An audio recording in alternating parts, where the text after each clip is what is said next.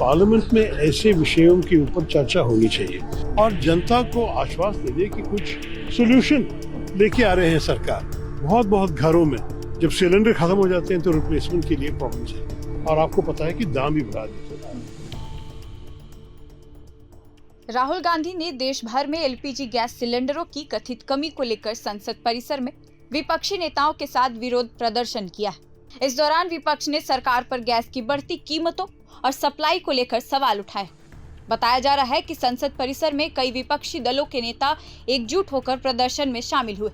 उनका कहना है कि देश के कई हिस्सों में गैस सिलेंडर की कमी और लंबी कतारों की खबरें सामने आ रही, जिससे आम लोगों को भारी परेशानी का सामना करना पड़ रहा है। PM is saying that there is no need to panic, but PM himself is panicked for completely different reasons, right?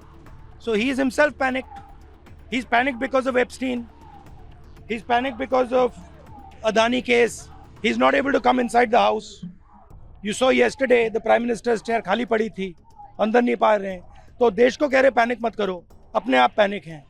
इसी बीच कांग्रेस सांसद शशि थरूर ने भी सरकार से इस मुद्दे पर पार्लियामेंट में डिस्कस करने की बात कही है। आइए उनकी बातों को सुनते हैं।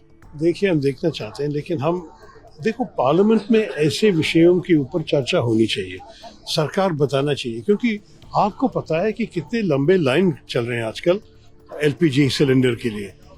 कुछ रेस्टोरेंट से कहा कि हमें जो कुछ हमें कुक करना पड़ता है उसके लिए हमें गैस नहीं है, इसलिए आपको शायद चाय मिल जाएंगे लेकिन डोसा नहीं। हमें ये किस्म की बातें हो रही हमारे देश में। बहुत बहुत घरों में जब सिलेंडर खत्म हो जाते हैं तो रिप्लेसमेंट के लिए प्रॉब्लम्स है और आपको पता है कि दाम भी बढ़ा दिया। तो ये सब जनता के सामने रखने के लिए एक मंच है। संसद क्यों होता है?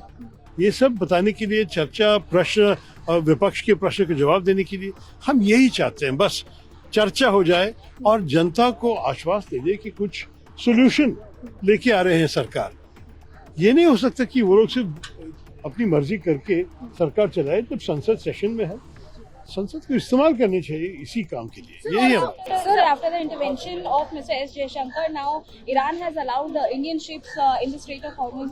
Do you believe that it is going to be a big relief for our country? I hope so, because we've already had one ship that is not an Indian ship, but a Thai ship bound for Kandla with Indian sailors on board that was hit twice, and there are 3 people who may have lost their lives. It's a very tragic thing. Iranians must show some respect for those who have been friendly and reasonable to them. But at the same time, the problem with this conflict right now is that people are being dragged into it whose war it isn't. That's the problem. Sir, BJP also says that our neighboring country like Sri Lanka and other country, Bangladesh, they are facing 97, 98% problem. The restaurants are closed.